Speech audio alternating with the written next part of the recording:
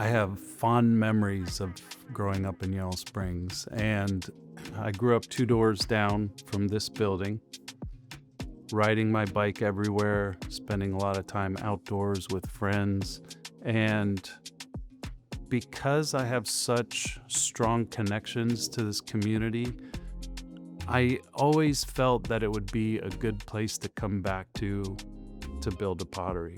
And I've always been attracted to the ceramic sections of museums. But I would say when I was a freshman at Yellow Springs High School, they had a program then that was called Community Experience. I spent a lot of time doing art as a child, and I was placed in this program for credit. You worked with people in the community, and you got credit in school, and I was placed with a couple that did pottery, and that was my introduction. I was lucky to have that experience in high school. My first year in college, I took a Japanese arts class and I fell in love. And the aesthetic of Japanese ceramics is in itself very distinct and unique in the world of ceramic history. The tradition that I work in, originally it comes from Japan through England to the United States. Part of the tradition is a philosophy in Japan that was started in the early 20th century called Minge, a concept that is dear to me, and it's part of how I live every day. And the concept is that you live with handmade, beautiful objects every day. I feel like it's part of my mission as a handmade practitioner to share that with my customers and to help them learn about this beautiful idea. I would say that I knew that I wanted to be a potter my first year in college.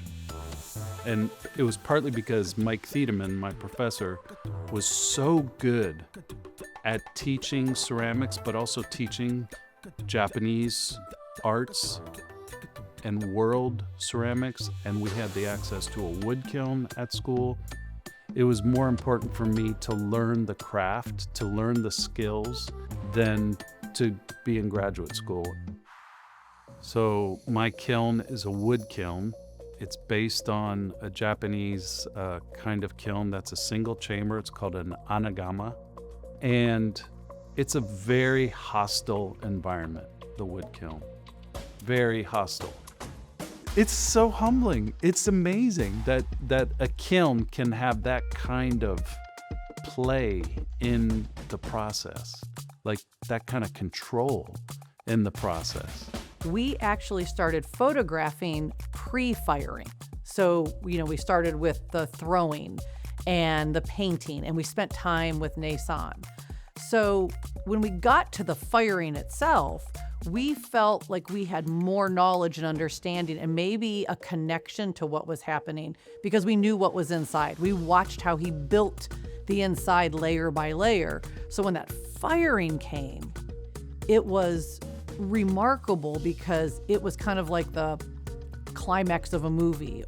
But with the photographing of it all, we were captivated both because we didn't know about wood firing. I didn't grow up anywhere with a wood-fired potter that I knew of. And then to enter that world with someone like Naysan, with the way he describes it and his passion for it, was a gift. And just watching the way it was all orchestrated, it's like a dance. It is like He's the choreographer. He's the choreographer because they have to keep the fire going at a certain temperature. You have to feed these people. And there's constantly monitoring it. And even to add another piece of wood into the kiln, it has to be choreographed. I feel lucky that as a production potter, I have been able to create themes for each firing. The authenticity of looking at different cultures, like the fact that I'm half Persian and I did an in-depth study of Persian ceramics from history. To me, it's a way to learn. It's a way to understand how 800 years ago they could do a theme that is still like incredible. And the relationship between Frank Lloyd Wright and Naysan is interesting to me on the functionality, because you do all that beautiful artwork, but if it's not functional, it has to be functional. It's very basic. I mean, I think that's why it's been around for thousands of years. But Frank Lloyd Wright talked about how architecture has to be functional. And so I love that tie-in between the functionality of Naysan's pottery along with the functionality of Frank Lloyd Wright's architecture. We as a culture, we don't do a great job of understanding the basic concept of what it means to live with handmade beautiful objects every day. When I was in Japan, I saw it and I realized they do it every day. They know how to do it, and it's beautiful. But I love that Naysan chose to bring in these huge, really organically shaped, round, circular, oblong, and the designs on them are very circular. You know, where the Westcott is very linear. You know, it looks like the planes. You know, you got these things coming out and very square. And Naysan brought in all of this circular pottery. So I think that's why it was such a beautiful exhibition in there, was because of that contrast of organic shapes. So I don't sign my pottery. I use a stamp that says Miami Valley Pottery, because it's not about me necessarily. It's not about me as a personality. In the scheme of things, when you think about the history, I want my work to be used. And I want it to be used for generations, obviously. But I'm just one potter from generations and thousands of years of potters.